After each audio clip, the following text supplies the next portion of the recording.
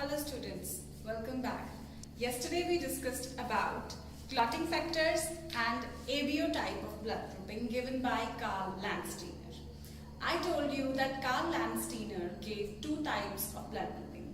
One was ABO type that we discussed yesterday, one more RH blood grouping that we're going to discuss today. But I told you that we would revise ABO blood grouping again. So I will start with revision of that. I hope everything is clear with clotting factors. We just did the nomenclature of the 13 clotting factors. Now I'm going to start with blood grouping.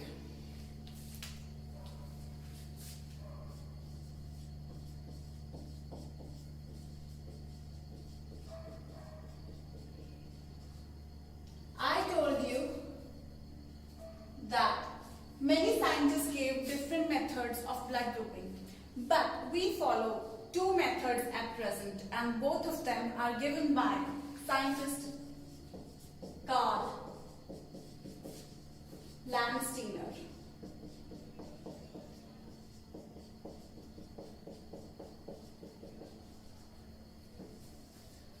He gave two types of blood grouping.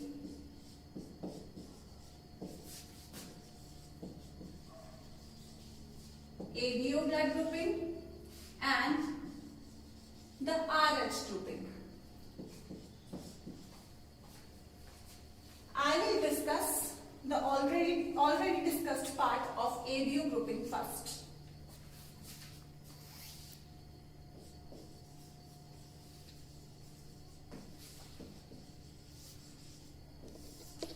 According to the ABO blood grouping,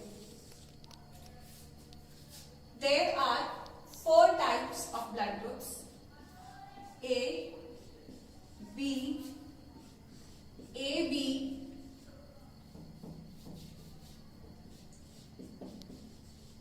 and O.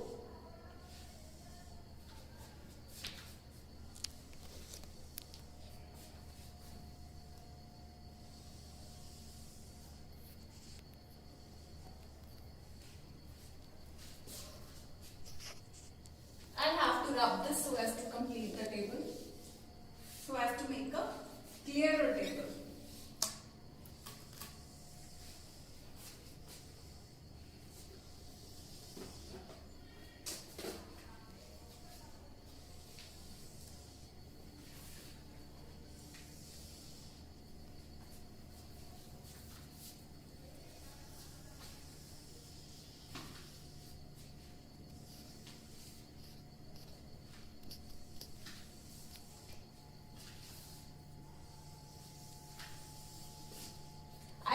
I recommend you people to draw this table along with me.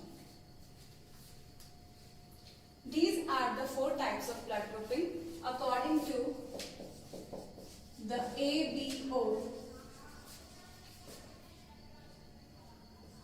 blood grouping given by Karl Landsteiner. Clear? I told you that this blood grouping is according to the type of antigen present on the surface of RBCs. And I drew schematic diagrams. I'm going to redraw. I told you that RBCs are biconcave in shape. But on the other hand, they also appear circular from the other view. So I'm going to draw, in my schematic diagrams, I'm going to draw the circular ones.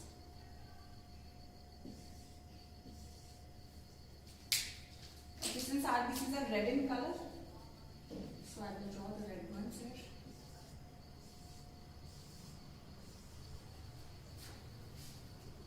On the surface of RBC of A blood group, we have a particular type of antigen.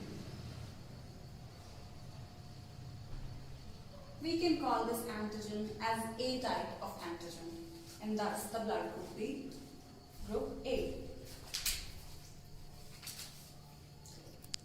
We noticed that another group of individuals also had certain type of sugar moiety on the surface of their RBCs, which was dissimilar to that present on A.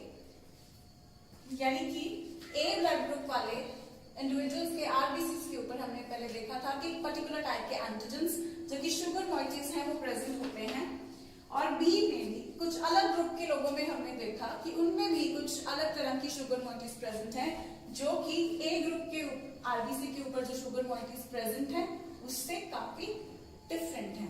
तो उनको हमने, इसको जैसे हमने ए type दे दिया था नाम, तो इनको हमने नाम दे दिया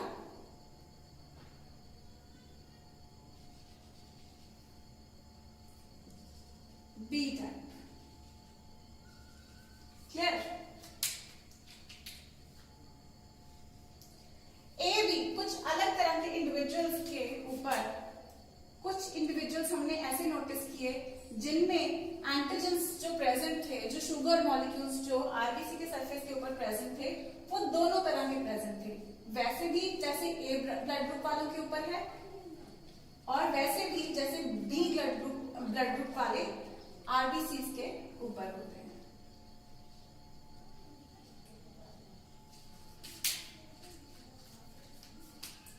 तो इसमें ए और बी दोनों तरह के एंटीजेंस प्रेजेंट है। जैसे यहाँ पे हमने ए टाइप का बना लिया, इधर हमने बी टाइप के बना दिए। क्लियर? तो इसमें दोनों तरह के एंटीजेंस प्रेजेंट है, इसीलिए हमने इसे नाम दे दिया ए बी। तो ये हमें कैसे पता चलता है कि कौन से किस पे प्रेजेंट है, वो हम आगे देखते हैं।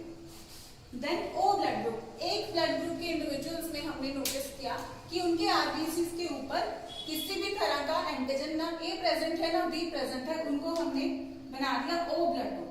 क्लियर? ओ ब्लड ग्रुप बना दिया। तो अभी हम लिख लेते हैं जो हमने डिस्कशन किया है कि इनके आरबीसी के ऊपर एंटीजेंस प्रेजेंट, मैं प्रेजेंट ऐसे लिखती हूँ ज्यादातर, ठीक है? तो आप आगे भी, क्योंकि मुझे आदत पड़ी हुई है तो इतना ध्यान रखिए, प्रेजेंट ऐसे लिख देती हूँ, एब्सेंट ऐसे लिख देती हूँ। तो मेरे कभी भी फ्यूचर वीडियोस में आप लोग देखो तो कंफ्यूज मत होना, यूजुअली प्रेजेंट प्लस एंटी लिख देती हूँ और एब्सेंट माइनस एंटी करके मैं लिख देती हूँ। तो antigens present on surface of RBC, कौन सा एंटीजन प्रेजेंट है, ये ध्यान देना आपको। ये भी क्वेश्चन आ सकता है कि ये जिन एंटीजन की हम बात कर रहे हैं, एक तो इनका केमिकल नेचर आ सकता है, आपको मैंने केमिकल नेचर बताया कि ये शुगर मॉलिक्यूल्स होते हैं। केमिकल नेचर इनका क्या है? ये शुगर मॉलिक्यूल्स होते हैं। दूसरा क्वेश्चन, कहाँ पे प्रेजेंट होते हैं? कुछ बच्चे आंसर लिख के आ जाते हैं प्लाज्मा के अंदर, नहीं, ये शुगर मॉलिक्यूल्स प्रेजेंट है on the surface of RBC. तो ए ब्लड ग्रुप वाले के आरबीसी के ऊपर सिर्फ ए एंटीजन प्रेजेंट है, बी ब्लड ग्रुप वाले के आरबीसी के ऊपर सिर्फ बी। ए बी वाले के अंदर ए और बी दोनों एंटीजेंस प्रेजेंट है, ओ वाले के अंदर किसी भी तरह का एंटीजन प्रेजेंट नहीं है। और अब हम बात करेंगे antibodies.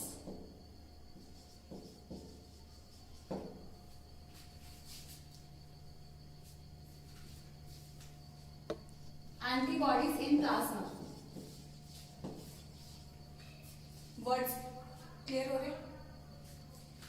Antibodies present in plasma. आपकी एनसीईआरटी कहती है कि एंटीबॉडीज प्रेजेंट है, पर मैंने आपको बताया था कि एंटीबॉडीज किसी भी एंटीजन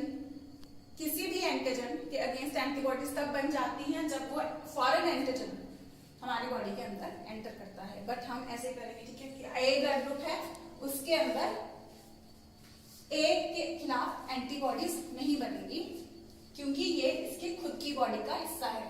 जब इसके अंदर बी एंटीजन वाला या बी ब्लड ग्रुप या ए बी ब्लड ग्रुप, जिन दोनों के ऊपर हमें बी एंटीजन मिल जाता है, ऐसा कोई एंटर करेगा आरबीसी इनकी बॉडी के अंदर, तब इनकी बॉडी कौन सी एंटीबॉडीज बनाएगी? Anti B. Similarly B blood group वाले ह्यूमन बीइंग की बॉडी बनाएगी एंटीबॉडीज एंटी ए। और ए बी ब्लड ग्रुप, क्योंकि ए और बी दोनों ही इसका हिस्सा है, दोनों ही इसकी खुद की बॉडी का हिस्सा है, तो इसकी बॉडी कोई भी एंटीबॉडीज नहीं बनाएगी बच्चों, ना ए के खिलाफ ना बी के खिलाफ। जब इसको ए का आरबीसी इसके अंदर एंटर कर जाएगा तो भी उसको चेक करने जाएगा, तो भी इसको पता चलेगा कि अरे सिमिलर एंटीजन मेरे पास भी है, तो उसके खिलाफ भी एंटीबॉडी नहीं बनेगी। अगर बी वाला इसको ब्लड देगा तो भी ये चेक करेगा, तो सिमिलर एंटीजन इसके पास फिर से प्रेजेंट है तो उसके खिलाफ भी इसकी बॉडी के अंदर एंटीबॉडी नहीं बनेगी बच्चों। तो इस ए दे, बी दे या ए बी दे दे इसको, ए बी के ऊपर दोनों एंटीजन है, इसके खुद के ऊपर, ये खुद भी ए बी है तो इसके खुद के आरबीसी के ऊपर भी सेम एंटीजन ही होंगे। तो जो खुद की बॉडी का हिस्सा जो मॉलिक्यूल्स हैं उनके खिलाफ, जो एंटीजन खुद की बॉडी का हिस्सा है उनके खिलाफ एंटीबॉडीज नहीं बनेगी बच्चों। इसलिए इसकी बॉडी ना ए के खिलाफ ना बी के खिलाफ किसी भी तरह का कोई एंटीबॉडी नहीं बना रही। एंटीबॉडी हथियार है एक तरीके से एंटीजन के अगेंस्ट, याद रखें इस बात को। और ओ ब्लड ग्रुप की आरबीसी के ऊपर हमने देखा ना ए एंटीजन है ना बी है, कोई भी नहीं है। इसको अगर ए ब्लड ग्रुप वाला देगा तो उसके खिलाफ भी ये एंटीबॉडीज बना देगा, और अगर बी वाला देगा वो भी इसकी बॉडी का हिस्सा नहीं है तो बी ब्लड ग्रुप वाला भी इसको इसके खिलाफ एंटीबॉडीज बना देगा बच्चे। क्लियर? तो अब हम डोनर के ब्लड ग्रुप की बात कर रहे हैं। डोनर्स ग्रुप यानी कि जो इसको ब्लड डोनेट कर सकता है, जो इन ब्लड ग्रुप्स को ब्लड डोनेट कर सकता है, दान कर सकता है। या हम डोनर्स, अगर डोनर वर्ड में फिर भी आपको क्लैरिटी नहीं होती है तो यहां पे आप लिख सकते हो कैन रिसीव ब्लड फ्रॉम। ठीक है, तो किन से ये ब्लड ले सकते हैं उनकी हम यहाँ पे लिस्टिंग करेंगे। तो हम ये देख लेंगे कि यहाँ पे हम देखेंगे कि एंटी बी, तो हथियार देख लेंगे कि किसके खिलाफ है, जिसमें अब जैसे यहाँ पे प्रोड्यूस कर रहा है एंटीबॉडी, ये एंटी बी प्रोड्यूस कर रहा है। तो जिस भी ऑर्गेनिज्म के अंदर बी एंटीजन है वो इसको ब्लड नहीं दे पाएगा, जिसके अंदर बी एंटीजन नहीं है वो इसको ब्लड दे पाएगा। For example A blood group, खुद ही ये खुद भी ए ब्लड ग्रुप है, कोई और इंडिविजुअल ए ब्लड ग्रुप वाला जब इसको ब्लड देगा तो उसके अंदर कैसी आरबीसी आएंगी?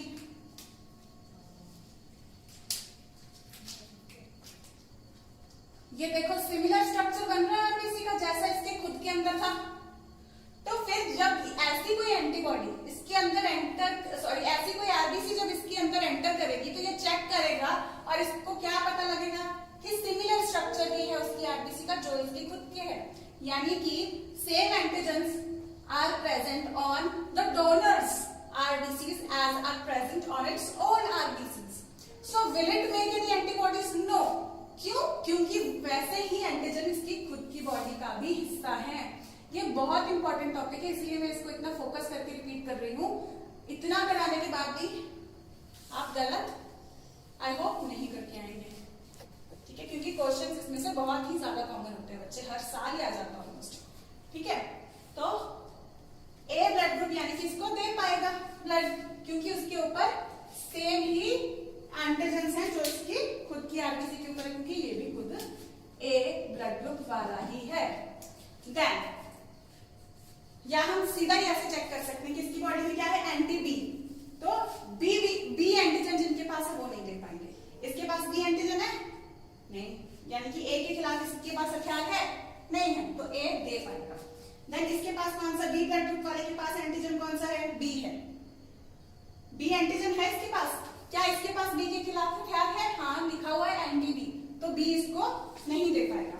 फिर हम यहाँ चेक करेंगे ब्लड ग्रुप ए बी, इसके पास ए के खिलाफ है नहीं है, दूसरा एंटीजन इसके पास है बी, क्या बी के खिलाफ हथियार बना सकता है? बिल्कुल बना रहा है, ये देखो लिखा हुआ ए एंटी बी। क्लियर हो रहा है? इसकी एंटीबॉडी को हम दूसरे के एंटीजन के साथ मैच करके देखेंगे। एंटी बी जिसके पास इसकी बॉडी बी के खिलाफ एंटीबॉडीज बनाने की क्षमता रखती है, कैपेबिलिटी रखती है, तो जिसके पास बी एंटीजन है वो इसको नहीं देगा। इसके पास बी एंटीजन नहीं है, एंटीजन से लिस्ट किए हुए हैं यहाँ पे, इसके पास बी एंटीजन नहीं है, ए ने इसको दे सकता है। बी के पास है बी एंटीजन और इसके पास बी के खिलाफ हथियार है, तो बी नहीं दे सकता। यहाँ पे देखें ए के खिलाफ इसके पास दो एंटीजन है, ए और बी। ए के खिलाफ इसके पास कोई वेपन नहीं है, लेकिन इसका दूसरा एंटीजन जो इसके पास प्रेजेंट है बी, उसके खिलाफ इसके पास वेपन है, तो ए बी इसको ब्लड नहीं दे सकता बच्चों। यहाँ पे हम आएंगे, इसके पास किसी भी तरह का एंटीजन नहीं है, तो जब एंटीजन ही नहीं है तो उसके खिलाफ एंटीबॉडी भी नहीं बन सकती, तो ओ भी इसको ब्लड दे सकता है। सिमिलर मेथड से बी ब्लड ग्रुप को भी चेक करेंगे, तो ये ब्लड बी और ओ से ले सकता है। फिर से जिस बच्चों को नहीं समझ आया तो बी के पास देखेंगे, इसके पास कौन सा एंटीबॉडी है, एंटी ए। इसके पास ए है एंटीजन, उसके खिलाफ हथियार है, ये नहीं देगा, ए नहीं देगा। इसके पास बी एंटीजन है, बी के खिलाफ वेपन नहीं है, तो बी दे सकता है, ठीक है। इसके पास ए बी दोनों एंटीजन हैं और ए के खिलाफ इसके पास हथियार है, तो ए भी नहीं दे सकता। ओ के पास एंटीजन ही नहीं है, ओ तो सबको ही दे सकता है, क्योंकि इसके पास एंटीजन नहीं है जिसके खिलाफ कोई वेपन नहीं बनेगा, तो ओ तो क्लियर है कि ये सबको ही दे सकता है। देन हम आ रहे हैं ए बी के ऊपर। ए बी के पास कोई हथियार ही नहीं है, ना ए के खिलाफ ना बी के खिलाफ, तो सिंपली ये सबसे ले सकता है। ए से भी ले सकता है, बी से भी ले सकता है, ए बी से भी ले सकता है। इसका फुल कंसेप्ट मैंने आपको प्रीवियस लेक्चर में एक्सप्लेन कर दिया था, क्लियर।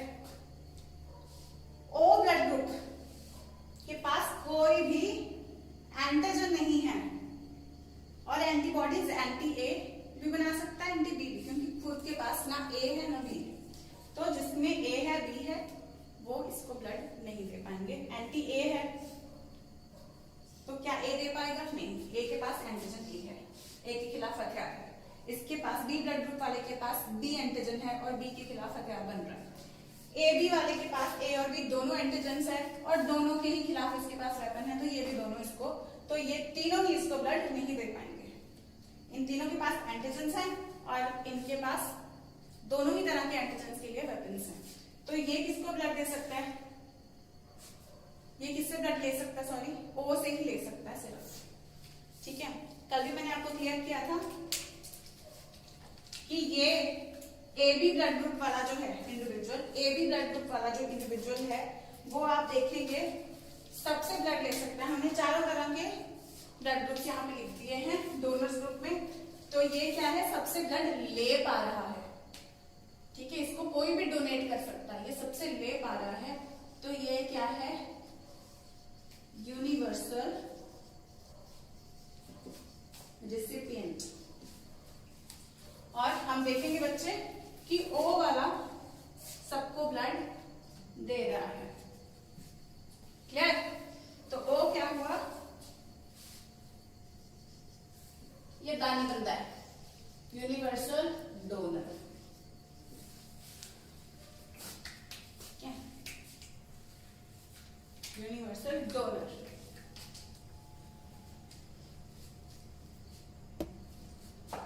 तो this is about ABO type of blood grouping. मैं अब सेकेंड टाइप की ब्लड ग्रुपिंग स्टार्ट करवा रही हूं।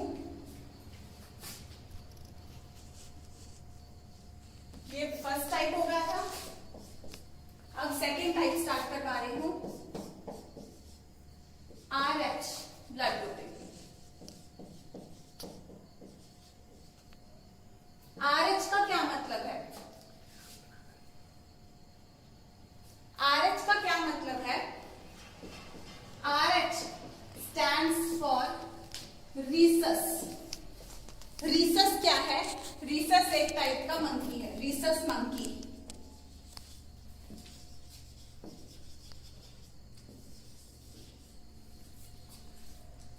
तो RH इस rhesus मंकी के नाम से पड़ा हुआ। अब मंकी से इसका क्या लेना देना है, एक चीज डिस्कवर की गई कि एक पर्टिकुलर टाइप का एबीओ के अलावा लैंडस्टीनर ने चेक किया कि एक पर्टिकुलर टाइप का एंटीजन जो कि rhesus मंकी के आरबीसीज के ऊपर प्रेजेंट होता है, वैसा ही बिल्कुल ही वही antigen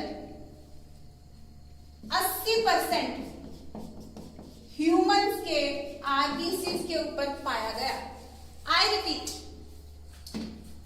a particular type of antigen that is present on the RBCs of rhesus monkey has been found to be present on 80% of the humans। Hindi में रिपीट कर रही हूं, एक पर्टिकुलर टाइप का एंटीजन एक मॉलिक्यूल जो सेल सरफेस के ऊपर प्रेजेंट होता है, एक पर्टिकुलर टाइप का एंटीजन जो रीसस मंकी, एक पर्टिकुलर वैरायटी है मंकीज की, रीसस मंकी के आरबीसीज के ऊपर, रीसस मंकी के रेड ब्लड सेल्स के ऊपर, इनके सरफेस के ऊपर एक पर्टिकुलर टाइप का एंटीजन जो प्रेजेंट होता है, इसके आरबीसीज के ऊपर प्रेजेंट होता है, वो पर्टिकुलर टाइप का एंटीजन, वैसा ही एंटीजन जिसको यहाँ पे जैसे हमने नाम दे दिया RH एंटीजन, क्योंकि ये रीसस मंकी के आरबीसी के ऊपर प्रेजेंट है, तो यही RH एंटीजन पाया गया on the surface of RBCs of 80% of the humans. 80% humans के आरबीसीज के ऊपर भी सेम ही एंटीजन पाया गया। इन इंडिविजुअल्स को, इन 80% ह्यूमंस को फिर हमने कह दिया RH पॉजिटिव। ये पॉजिटिव B ही लिख रही हूं, ठीक है। पॉजिटिव जो कि ऐसे होता है, पॉजिटिव को हम यूजुअली ऐसे लिख देते हैं, बिकॉज आप लोग भी फ्यूचर मेडिकोस हो, ठीक है, मेडिकल स्टूडेंट्स बनने वाले हो, तो ये कुछ हम पॉजिटिव इस तरीके से लिखते हैं, ठीक है बच्चों, पॉजिटिव। तो इन 80% ह्यूमंस को हम RH पॉजिटिव बोलते हैं, और बाकी के 20% ह्यूमंस के आरबीसी के ऊपर ये पर्टिकुलर टाइप का जो एंटीजन है ये प्रेजेंट नहीं होता है, तो इन इंडिविजुअल्स को हम RH नेगेटिव बोलते हैं। क्लियर? आई थिंक आपको ये क्लियर हो गया है। अब इनका ऐसा ही टेबल हम बना के देखेंगे कि किससे ले सकते, पॉजिटिव किस से ले सकता है, क्या पॉजिटिव नेगेटिव और पॉजिटिव दोनों से ले सकता है, क्या नेगेटिव दोनों से ले सकता है या नहीं, कोई नेगेटिव सिर्फ नेगेटिव पॉजिटिव से ले सकता है, पॉजिटिव नेगेटिव से ले सकता है, ये सब कुछ हम अब एक चार्ट बना करके फिर से चेक करेंगे, जैसे हमने एबीओ के लिए चार्ट बनाया। मैं सिर्फ इतना पार्ट रख करूंगी, इसको जरा एक बार ध्यान से देख लीजिए आप, या मैं यहीं पे ड्रॉ कर देती हूँ, यहीं पे ड्रॉ कर देती हूँ, कोई दिक्कत नहीं है। जिनके आरबीसीज के ऊपर नहीं प्रेजेंट वो RH नेगेटिव। क्लियर? तो चार्ट थोड़ा छोटा बनेगा, लेकिन इधर मैं ड्रॉ कर देती हूँ RH का। तो दो तरह के इंडिविजुअल्स हो गए, RH पॉजिटिव, नहीं आ पाएगा ना, और RH negative. I should rub this. I think I'll rub it and get back to you.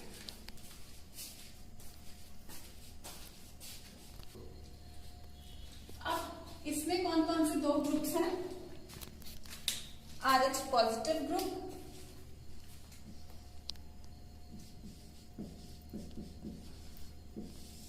और RH negative group.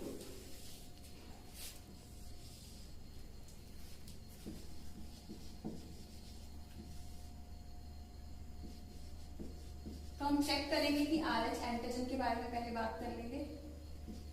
RH antigen जो है पॉजिटिव के ऊपर प्रेजेंट होता है और नेगेटिव के ऊपर प्रेजेंट नहीं होता। तो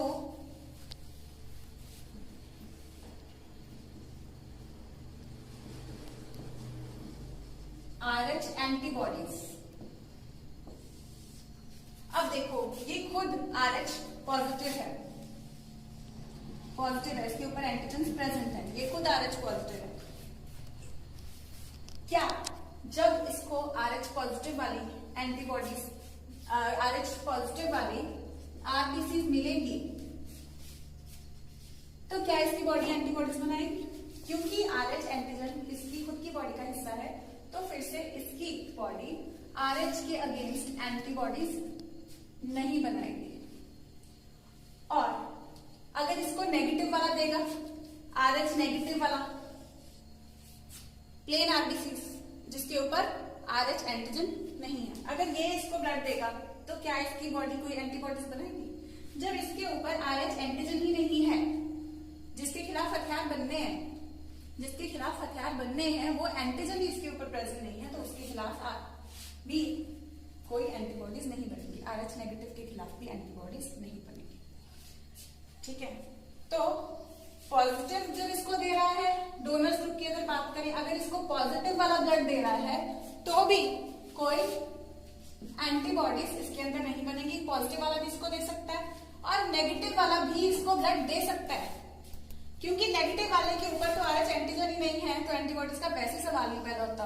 यानी कि RBC के ऊपर एंटीजन प्रेजेंट हो, RH एंटीजन प्रेजेंट हो या ना हो, RH पॉजिटिव वाले को कोई फर्क नहीं पड़ता, क्योंकि वो एंटीजन इसके खुद के पास है, तो वो एंटीजन इसकी बॉडी में आ रहा है, ये तो भी इसके खिलाफ एंटीबॉडी नहीं बनाएगा। अगर कोई RBC बिना उस एंटीजन के भी इसके अंदर आता है, यानी नेगेटिव ब्लड ग्रुप वाला अगर कोई इसको ब्लड देता है तो भी इसको कोई फर्क नहीं पड़ेगा, तो भी इसकी बॉडी एंटीबॉडीज नहीं बनाएगी। ये सिमिलर है, जैसे मैंने बताया ना I am B पॉजिटिव, तो मेरे अंदर एबीओ टाइप में से बी टाइप है और RH नेगेटिव और पॉजिटिव में से मेरे अंदर RH पॉजिटिव ब्लड ग्रुप है। ठीक है, तो वो जो इसलिए पूरा लिखते हैं B पॉजिटिव B नेगेटिव, जो B नेगेटिव होगा उसका RH ग्रुपिंग में कौन सा आएगा, RH नेगेटिव आएगा। ठीक है, तो अभी तक आप समझ गए होंगे कि RH पॉजिटिव वाले को पॉजिटिव और नेगेटिव दोनों ही ब्लड दे सकते हैं। अगर हम आगे बात करें RH नेगेटिव ब्लड ग्रुप वाले की, RH नेगेटिव ब्लड ग्रुप वाले के अंदर RH एंटीजन प्रेजेंट नहीं है, तो इसको जब RH पॉजिटिव वाली RBC मिलेगी तो ये चेक करेगा इसके ऊपर जो एंटीजन है वो इसके पास नहीं है, तो RH एंटीबॉडीज इसके अंदर बन जाएंगे। अगर नेगेटिव वाला इसको ब्लड देगा, आई रिपीट, पॉजिटिव वाला जब इसको ब्लड देगा तो उसके RBC के ऊपर RH एंटीजन है जो इसके पास नहीं है, तो उसके खिलाफ एंटीबॉडी बन जाएगी, तो पॉजिटिव इसको ब्लड नहीं दे सकता, तो पॉजिटिव डोनर नहीं होगा। अगर नेगेटिव वाला इसको ब्लड देगा, इसकी खुद की RBC भी, इसकी जो खुद की RBC है उसके ऊपर भी RH एंटीजन नहीं है, अगर नेगेटिव वाला ही इसको ब्लड देगा तो इसकी बॉडी कोई भी एंटीबॉडीज RH के अगेंस्ट नहीं बनाएगी, क्योंकि इसके पास RH एंटीजन ही नहीं है, तो इसको सिर्फ नेगेटिव ब्लड दे सकता है। क्लियर? अब अगर हम बात करें इन दोनों चार्ट्स की कंपैरिजन की, ये दोनों दिए गए थे किसके द्वारा, कार्ल लैंडस्टीनर ने ये दोनों ग्रुपिंग दी थी। अगर हम अब डोनेशन की बात करें कि कौन किसको दे सकता है, तो यहाँ पे आप देखेंगे डोनेट करने की बात, अगर डोनर्स ग्रुप में यहाँ पे नेगेटिव पॉजिटिव और नेगेटिव दोनों को दे सकता था, तो एग्जैक्ट अगर हम यूनिवर्सल डोनर की बात करें, यहाँ पे O सबको दे सकता है, इधर हम देख रहे हैं कि नेगेटिव दे सकता है, तो क्लियर यूनिवर्सल डोनर ज्यादा बेटर। आंसर क्या हुआ, O नेगेटिव, तो O नेगेटिव हुआ यूनिवर्सल डोनर। और यहाँ पे हम बात करें तो AB सबसे ले पा रहा था और पॉजिटिव वाला है जो पॉजिटिव नेगेटिव दोनों से ले पा रहा है, तो कौन सा हुआ, AB पॉजिटिव, AB पॉजिटिव वाले यूनिवर्सल रिसिपिएंट है।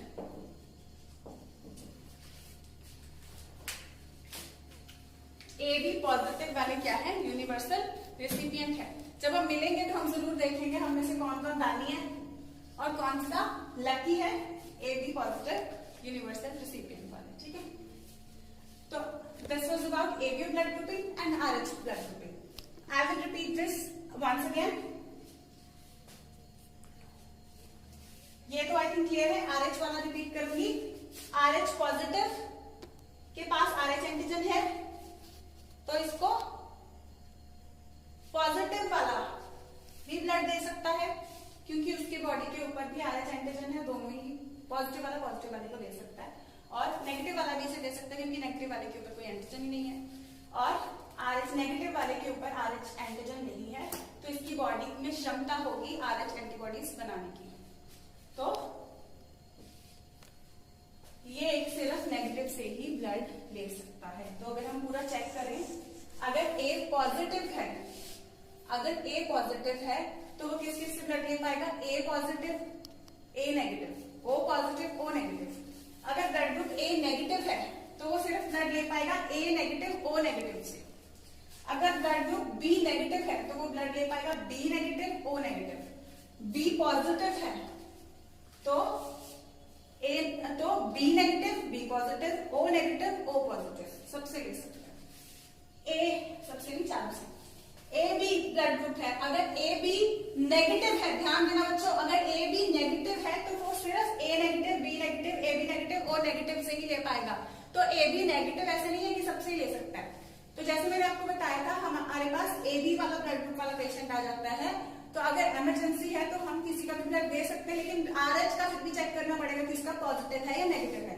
लेकिन अगर वो इतना लकी है कि वो ए बी पॉजिटिव है तो A positive A negative B positive B negative A B positive A B negative O positive O negative सबसे ही ले सकता है बस। हाँ, लेकिन फिर भी ब्लड ग्रुप चेक करने से पहले हम पैथोजन जरूर चेक करेंगे, क्योंकि आजकल HIV HCV जैसे डिजीजेस भी बहुत ज्यादा कॉमन है, जो कि ऐसे जिन लोगों को मल्टीपल ट्रांसफ्यूजन की जरूरत पड़ती है कुछ डिसऑर्डर्स में, तो वो पेशेंट ज्यादा प्रोन हो जाते हैं उसके। तो ब्लड सैंपल कलेक्ट करने से पहले हमने पूरा ब्लड चेकअप कराना पड़ता है कि वो कोई सिवियर वायरल डिजीज या कोई और पैथोजन जिसके ब्लड बोर्न पैथोजन जो होते हैं वो उसकी ब्लड के अंदर ना हो। जैसे HIV और HCV जैसे पैथोजन बहुत इजीली ट्रांसमिट हो जाते हैं through blood. Coming back to the topic, O negative blood ले पाएगा सिर्फ ओ नेगेटिव से। O positive can take blood from both O positive and O negative. Clear?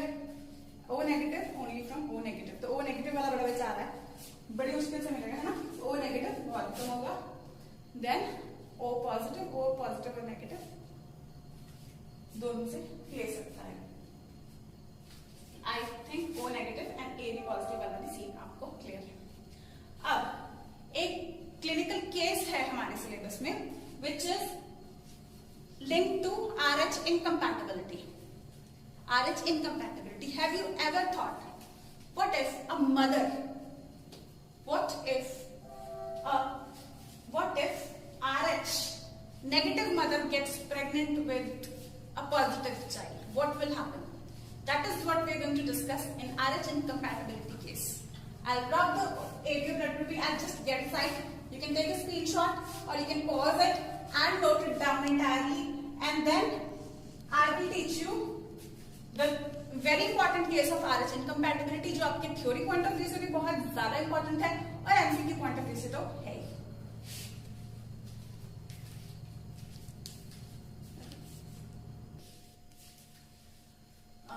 RH incompatibility case.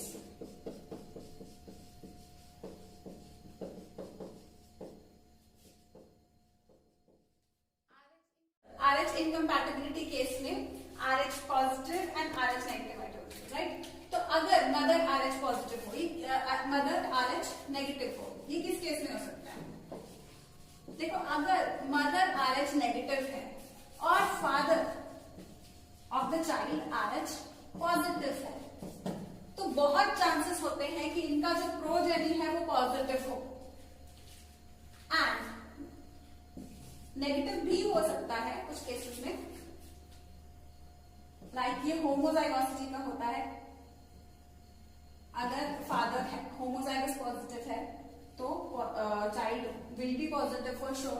If the father is heterozygous then child can be negative also. अगर आपको ये concept नहीं समझ आ रहा है, कुछ बच्चों ने फाउंडेशन किया होगा 10 में उनको आ गया और नहीं समझ आ रहा तो कोई दिक्कत की बात नहीं है। जस्ट इतना समझिए कि if the father is RH positive and the mother is RH negative, so बहुत ज्यादा चांस होता है कि child is positive. But if the child is still negative, तो क्या होगा? Negative child in the negative mother, कोई फर्क नहीं पड़ेगा। But if the child is positive, what will happen? Mother with a negative mother with a positive child, इन दोनों का कनेक्शन किससे बनता है? प्लेसेंटा से बनता है। प्लेसेंटा से बनता है तो प्लेसेंटा से क्या आरबीसी ट्रांसफर होते हैं? नहीं होते। तो अगर हम फर्स्ट प्रेगनेंसी की बात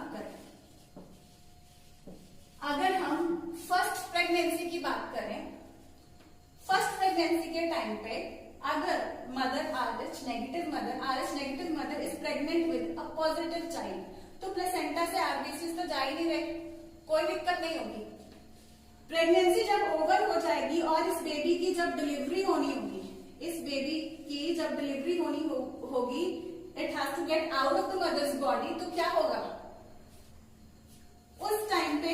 हो सकता है, नॉट कंपल्सरी बट हो सकता है कि कुछ आरबीसीज इसकी, जैसे कि वो कॉर्ड वगैरह की कटिंग वगैरह होती है, उस टाइम पे हो सकता है कि कुछ इसकी आरबीसीज मदर के ब्लड के कंटैक्ट में आ जाए। बेबी सेफली डिलीवर हो चुका है आउट ऑफ द बॉडी, लेकिन mother's body has got exposed to some of its RBCs. Now what will happen? The mother's body will start making antibodies against RH. RH antibodies ये बना के रख लेगा, बना लेगी मदर की बॉडी। तो अब सेकेंड प्रेगनेंसी का टाइम है। सेकेंड प्रेगनेंसी के टाइम पे फिर से दो केसेस हो सकते हैं। चाइल्ड नेगेटिव, कोई दिक्कत नहीं, नेगेटिव चाइल्ड में कोई दिक्कत ही नहीं। अगर फिर से चाइल्ड पॉजिटिव हो गया तो क्या होगा? अगर फिर से चाइल्ड पॉजिटिव हो गया तो मदर की बॉडी तो ऑलरेडी एंटीबॉडीज बना चुकी है, मेमोरी है इसकी बॉडी में, याददाश्त है कि ऐसी कोई चीज मेरी बॉडी में पहले एंटर की थी, तो बॉडी याद रख लेती है, वो मेमोरी रहती है उसकी। तो मेमोरी रहती है उसकी बॉडी में, तो वो बहुत ही ज्यादा विग्रस अटैक कर देती है। सेकेंड प्रेगनेंसी के टाइम पे अगर फिर से पॉजिटिव हो गया तो मदर की बॉडी बहुत ही ज्यादा विग्रसली अटैक करेगी पॉजिटिव चाइल्ड की तरफ, और इस सेकेंड प्रेगनेंसी को वो डिस्कार्ड कर देगी। तो ऐसे कपल्स जो होते हैं RH negative, RH negative mother and RH positive father, RH negative wife and RH positive husband, तो ऐसे लोग ज्यादातर they have a single child. Actually I would say they had a single child, because आजकल हम क्या करते हैं इस केस में? क्या करते हैं, अगर हम like I am a doctor और okay let's say this couple goes to a doctor to get their pregnancy tested. इनको पता चलता है कि द मदर इज प्रेग्नेंट। तो जब डॉक्टर चेकअप कराएगा या मदर विल रिपोर्ट कि शी इज RH नेगेटिव, तो doctor will immediately ask about the husband's blood group. अगर डॉक्टर को पता चलता है, आस्क अबाउट और will get it checked, right? And the doctor comes to know that the female counterpart और the mother of और the prospective mother is RH negative and the prospective father is RH positive, तो वो immediately उसको पता चल जाएगा कि chances हैं कि ऐसे प्रेगनेंसी में चाइल्ड पॉजिटिव आ जाएगा, आ सकता है, ऐसे प्रेगनेंसी में चाइल्ड पॉजिटिव आ सकता है, और इस कपल को बाद में दिक्कत आ सकती है to conceive their second child. तो इस केस में डॉक्टर क्या करता है,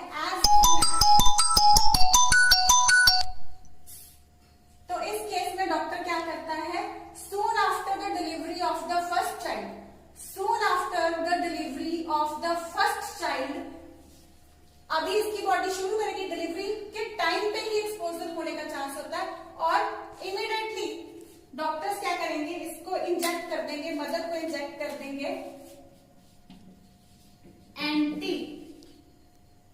RH एंटीबॉडीज से, यानी कि जो RH एंटीबॉडीज बनती हैं, RH एंटीबॉडीज के against antibodies artificially made antibodies होंगी, जो कि नेचुरल RH एंटीबॉडीज होती है, उसके एंटीबॉडीज के खिलाफ बनी हुई एंटीबॉडीज इंजेक्ट कर देंगे, आर्टिफिशियली मेड होती है ये, तो उनके खिलाफ एंटीबॉडीज इंजेक्ट कर देंगे मदर की बॉडी।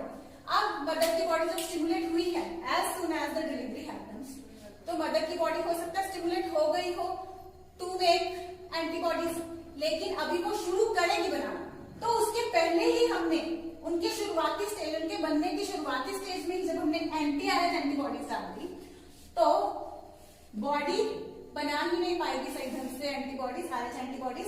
फर्स्ट प्रेगनेंसी के डिलीवरी के टाइम पे हम RH एंटीबॉडीज मदर में इंजेक्ट कर देंगे ताकि इसकी बॉडी RH एंटीबॉडीज बना ही ना सके एंड सेफली ये कपल फिर सेकेंड प्रेगनेंसी का भी चांस ले सकता है. They can safely conceive multiple children if they wish for. ठीक है, मल्टीपल नहीं करना चाहिए वैसे, ठीक है, बट क्योंकि पॉपुलेशन रेट हम कंट्रोल करने के बारे में सोच रहे हैं. But still jokes apart, second मतलब they would not have to adjust with a single child. Clear? तो they can go for their second pregnancy. I hope this thing is clear with you. I repeat, RH incompatibility. If mother is RH positive, कोई दिक्कत ही नहीं है, ठीक है, क्योंकि RH positive बंदा वैसे दोनों से ब्लड ले सकता है. मदर RH पॉजिटिव है तो कोई दिक्कत ही नहीं है. लेकिन अगर मदर RH नेगेटिव है तो हम चेक करेंगे हस्बैंड का ब्लड ग्रुप. अगर हस्बैंड का ब्लड ग्रुप नेगेटिव है तो obviously their child will be negative. ठीक है, अब इसका कैसे, तो obviously their child will be negative. अगर मदर RH नेगेटिव है, फादर पॉजिटिव है, तो there are a lot of chances that their child will be positive. Chances है. अगर चाइल्ड नेगेटिव होगा तो ना फर्स्ट में ना सेकेंड में किसी भी प्रेगनेंसी में कोई दिक्कत नहीं है. बट अगर चाइल्ड पॉजिटिव हो गया तो during their first delivery pregnancy के टाइम पे आरबीसी कांटेक्ट में नहीं आते. सिर्फ प्लेसेंटा जो है नरिशमेंट वगैरह वो सब सब्सटेंसेस एक्सचेंज होते हैं, लेकिन आरबीसी कांटेक्ट में नहीं आते. चांसेस है, श्योर नहीं है कि during the delivery of the first child हो सकता है कि चाइल्ड के कुछ आरबीसी मदर के कांटेक्ट में आ जाएं. तो उस मदर की जो बॉडी है वो RH एंटीबॉडीज बना के रख लेती है. फर्स्ट चाइल्ड को कोई दिक्कत नहीं है क्योंकि वो तो बॉडी के बाहर चला गया, वो बॉडी के बाहर सेफली चला गया. उस टाइम पे मदर की बॉडी में RH एंटीबॉडीज बना के रखी, तो इसके अंदर मेमोरी बैठ गई. और फिर जब सेकेंड प्रेगनेंसी इसके अंदर होगी तो ऑलरेडी RH एंटीबॉडीज बनी हुई हैं. अगर सेकेंड प्रेगनेंसी में पे भी चाइल्ड पॉजिटिव आता है तो उस प्रेगनेंसी को ये मदर की बॉडी पहले ही डिस्कार्ड कर देगी, तो सेकेंड प्रेगनेंसी हो ही नहीं पाएगी. क्लियर? तो ऐसे कपल के पास ज्यादातर सिंगल चाइल्ड होता है. इस चीज को हम आज के केस में पढ़ चुके हैं, समझ चुके हैं. तो इससे डील करने के लिए डॉक्टर्स क्या करते हैं, if they come to know that the mother is RH negative and father is RH positive, तो बिना कुछ चेक किए वो सीधा फर्स्ट प्रेगनेंसी के इमीडिएटली बाद जैसे ही डिलीवरी हुई immediately anti RH antibodies, RH antibodies के अगेंस्ट एंटीबॉडीज जो बनी हुई होती हैं वो इंजेक्ट कर देते हैं मदर को, ताकि मदर की body successfully anti RH antibodies mother की बॉडी RH एंटीबॉडीज बना ही ना सके. I repeat, anti RH antibodies inject कर देते हैं soon after the delivery of the first child, ताकि मदर की बॉडी RH एंटीबॉडीज बना ही ना सके और फ्यूचर में to conceive their second child उनको कोई दिक्कत ना आए. अब ये मेमोरी वाला केस कुछ बच्चों को हो सकता है डाउट हो, ये आप उस चीज से समझ सकते हैं कि जैसे हम लोग वैक्सीनेशन करवाते हैं, पहले क्या होता था, ये पोलियो की प्रॉब्लम बहुत ज्यादा कॉमन थी. पहले क्या था, पोलियो की प्रॉब्लम बहुत ज्यादा कॉमन थी. तो अभी हम क्या करते हैं, छोटे होते वो 2 गुण जिंदगी की याद आती है ना. तो उससे क्या होता है, कुछ मरे हुए पैथोजेंस जो कि बीमारी लगाने की क्षमता जिनमें नहीं होती उनको हमारी बॉडी के अंदर इंसर्ट कर दिया जाता है. वो बीमारी को नहीं लगा सकते, लेकिन उन एंटीजन से हमारी बॉडी को एक्सपोज कर दिया जाता है. तो हमारी बॉडी के अंदर जब वो मरे हुए या खत्म हुए हुए सेल्स जब अंदर जाते हैं तो हमारी बॉडी तो एंटीजन से एक्सपोज होगी. बेशक वो बीमारी लगाने के काबिल नहीं होते, लेकिन हमारी बॉडी उनके साथ एक्सपोजर हो गया, हमारी बॉडी का उनके साथ. ठीक है, एक्सपोजर हो गया तो हमारी बॉडी पहले ही उसके खिलाफ एंटीबॉडीज बना के भर लेगी. तो दोबारा इन फ्यूचर कभी अगर पोलियो के इन्फेक्शन का खतरा हमें होता है तो हमारी बॉडी में मेमोरी वाली प्रॉपर वही इम्यूनिटी है. ठीक है, तो हमारी बॉडी में जब वायरस एंटर करेगा, originally disease causing virus enter करेगा, तो हमारी बॉडी उसको पहले ही खत्म कर देगी, बिकॉज मेमोरी बेस्ड इम्यूनिटी अब हमारे पास है, which is much much strong. Clear? I hope things are now clear to you. जहां पे भी दिक्कत लगे rewind the video, watch it again. वैसे मैं बहुत रिपीट कर रही हूँ, मेरे को पता है, क्योंकि इस पे क्वेश्चंस बहुत ज्यादा आते हैं. That is why I am focusing a lot on this topic.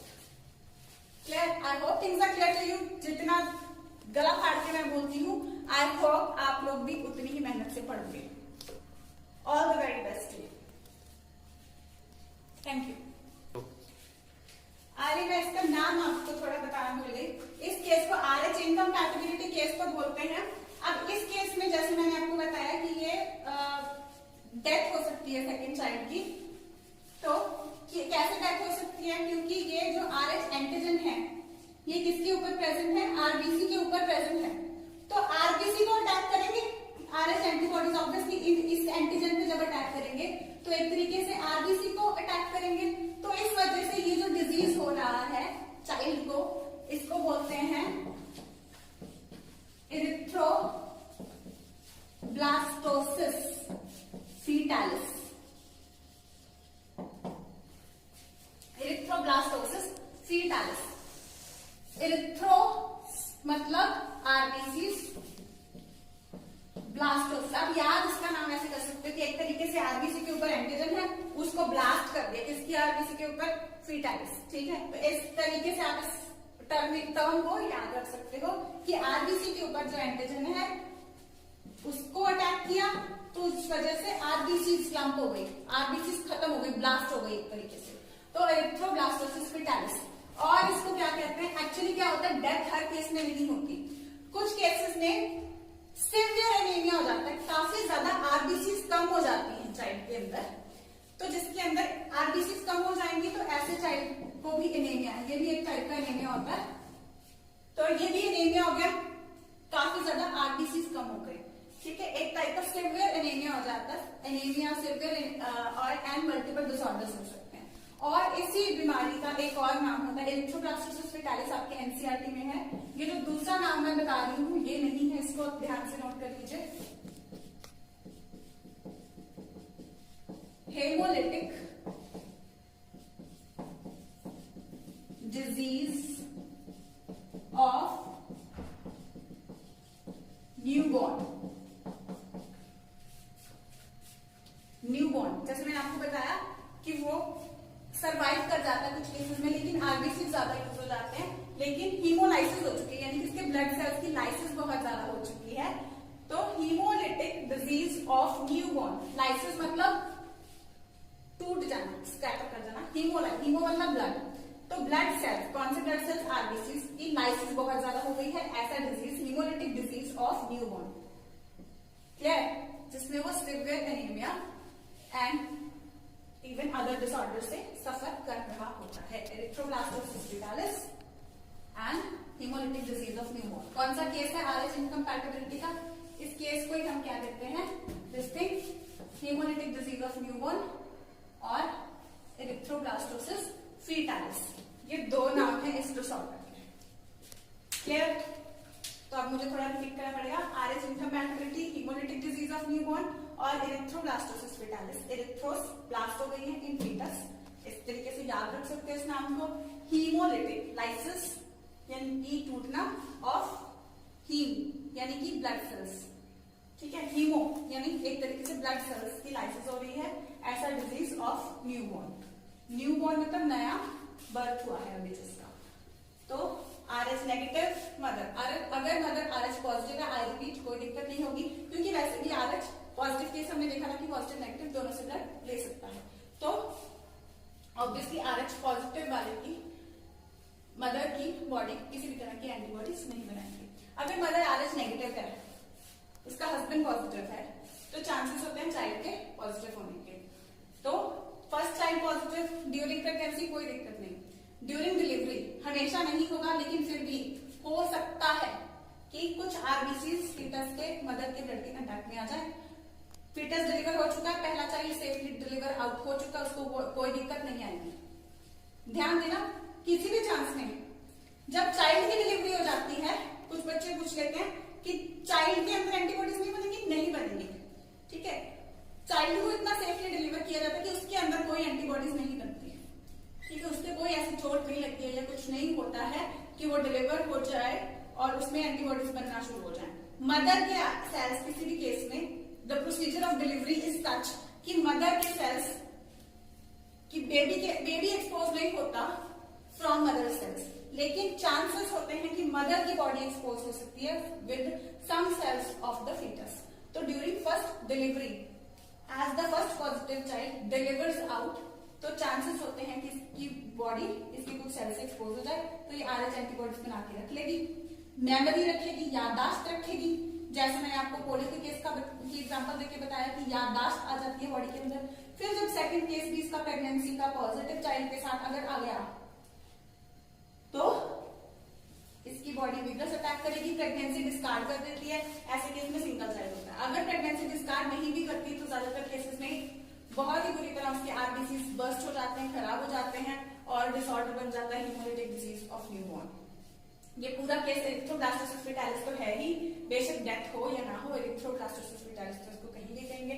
एक चाइल्ड डिलीवरी हो रही है with extreme loss of blood, extreme loss of RBCs, then hemolytic disease of newborn. Clear?